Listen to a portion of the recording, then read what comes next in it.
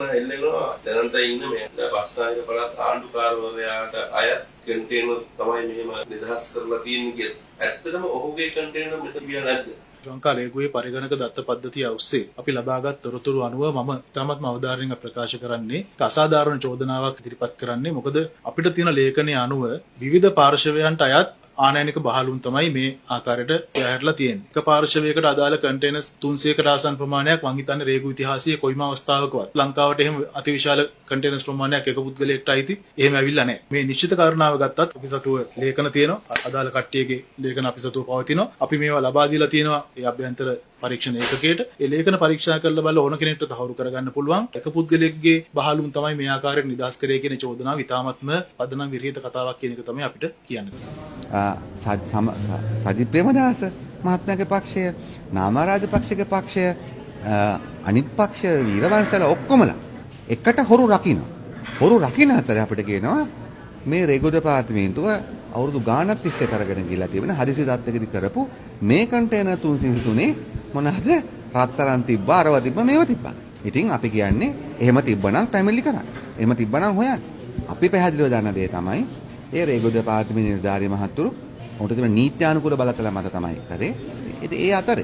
ඒ අතරේදී දැන් බස්නායර ආණ්ඩුකාරතුමාට හනීෆ් යුසුෆ් මැතිතුමාට සම්පූර්ණ මඩ ගැහුවා. නම් දැන් රේගුම නිකුත් කළ තියෙන නිවේදනයක් රේගු දෙපාර්තමේන්තුව. මොකද ඒක මොකද දේශපාලන පක්ෂික ශාඛාවක් නෙමෙයි. රේගු දෙපාර්තමේන්තුව නිවේදනයක් නිකුත් කළා තිබෙනවා.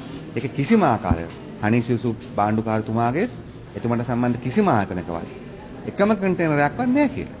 දැන් අපි අභියෝග කරනවා සමග බලවේග සජිත් ප්‍රේමදාසට තමන්ගේ මන්ත්‍රීලා තමයි හනීෆ් යුසුෆ් මැතිතුමාගේ නම සඳහන් කළ චෝදනා කළේ. දැන් පැමිණිලි කරන්න හරියට මෙන්න මෙහෙම ගෙනාවා කියලා. ඒ නිසා අපි අභියෝග කරනවා සජිත් ප්‍රේමදාසට. අපි අභියෝග කරන පොදු ජන පෙරමුණේ ඔය ප්‍රෙස් කොන්ෆරන්ස් තියලා මේ චෝදනා කරපු කට්ටිය.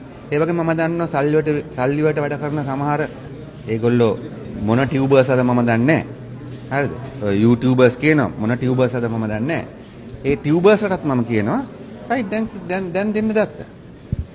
මේ ජනවරම එක්ක සෙල්ලම් කරන්න එපා. මේක මිනිස්සු අවුරුදු 100ක් අමාරුවෙන් තියාගෙන ගොඩනගපු ආණ්ඩුවක්. පෙරුම් පුරලා හදපු ආණ්ඩුවක්. මේ ජනවරමේ වටිනාකම අපි දන්නේ නැත්නම් වෙන කවුද දන්නේ? සජිත් දන්නේ මේ ජනවරමේ වටිනාකම. හොරු රකින්න අපි, කන්ටේනර් නිකන් නිදහස් කරන්න අපි. මේ ජනවරමේ වටිනාකම වැඩිපුරම දන්නේ අපි.